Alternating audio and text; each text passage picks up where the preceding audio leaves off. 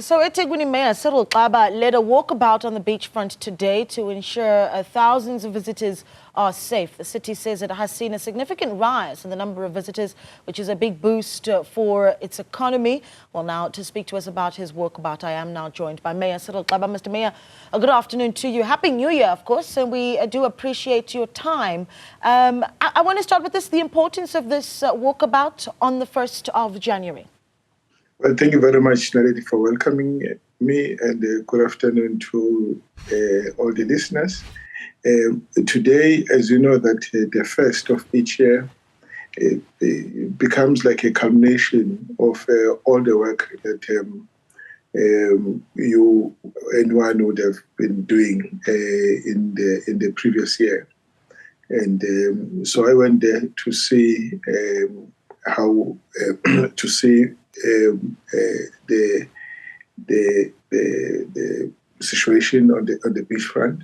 I found people very happy, excited. The numbers were in the beginning because we got there early in the morning and were still low. But by the time we left the beachfront, the numbers have started to swell, and the feedback is positive.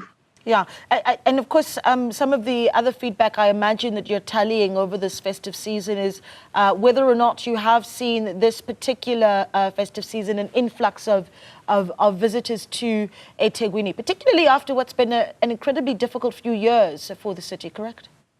Yes, certainly. We've not seen anything like this since COVID. And I think the economy of the province has slowly recovered, and we're on an upward trajectory. We had estimated 1.3 million visitors coming to the city, and a 75% accommodation occupancy rate. I think we've surpassed that target.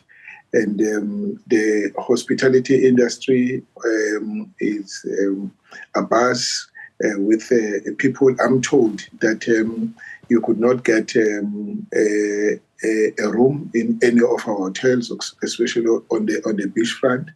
So I think we were overflowing. I should say without any shadow of doubt, Naledi, that South Africa was in Durban. So the whole country was in Durban. If you look at visitors coming from all over the country, some even from overseas. Yeah. So it's excitement, and the police visibility was everywhere. And the idea was to ensure that our people, visitors and residents feel safe at homes, places of safety, as well as of entertainment. And we also assured that even as they release, discharge fireworks, but they do it responsibly.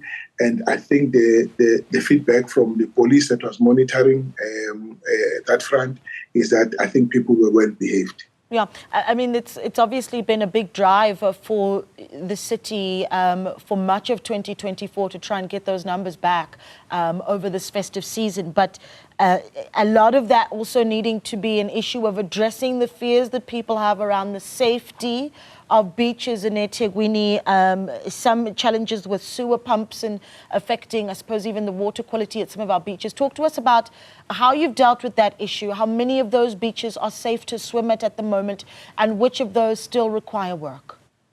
Well, I've maintained 21 out of 23 bathing beaches safe and open. And in fact, if it was not because of one beach country club that I had to withdraw on precautionary reasons, would have 22 out of 23 beaches open and safe. And I think there's been no question about that. And our people have been very well behaving, and we've also insisting that no one must bring alcohol or liquor onto the beachfront, because once you have taken liquor and you swim, and we know what then happens. Liquor and swimming, those are sworn enemies. So we've been able to ensure that even the access onto the beachfront is controlled and well managed, so that people are happy wherever they are. in addition to that, so that people don't come onto the beaches, we ensure that we support all the 15 signature events that were dotted throughout the country, so that people are in different places of entertainment. Even in those places of entertainment, there was police visibility. We ensure that we intensify our visibility even on our highways, roadblocks, and we had patrols on the highways, so as to deal with the driver behavior as well as the issue of people who bring onto our road unworthy vehicles. Yeah, and just the data on arrests that were made? Well, I don't have the figures at the moment because they get tallied almost every day, and we'll be receiving those figures so that we are then able to consolidate as to how many people were arrested. But on the crashes as well as fatalities on our road within the city, I'm not feeling happy. That's an area that we're visiting. We'll hear when the minister releases the figures that we're not doing very well. It's understandable because the concentration was in the city. Everybody was coming down to the city. And we seem to have not done very well on that front. But we have started to intensify roadblocks and visibility on our roads so that we try to bring those figures down. Yeah, and that was actually going to be my next point, is that over the next few days, those hundreds or thousands of people that have made their way to eThekwini soon will be traveling back home, and what your priority areas are there with travel. And also, I suppose there is also the discussion around, what sort of conversations there are between, leadership across various cities and provinces as people start to make their way. Well, look, people come into the city as individuals, and of course they don't report from the provinces that they are coming from, that they're coming into the city.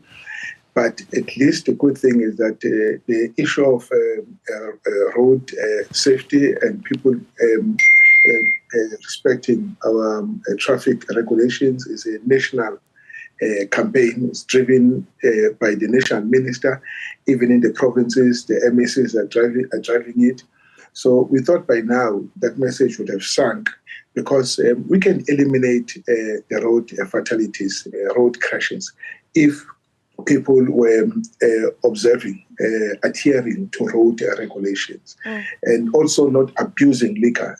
Don't take liquor and then go behind the steering wheel, because you're likely to pose danger to other road users. Yeah. Just talk to me about what the boom in visitors that you've seen this year, what this does to the city's GDP, hopefully some improvement, and also the resources that go into the city, one would hope would be funneled towards improving service delivery.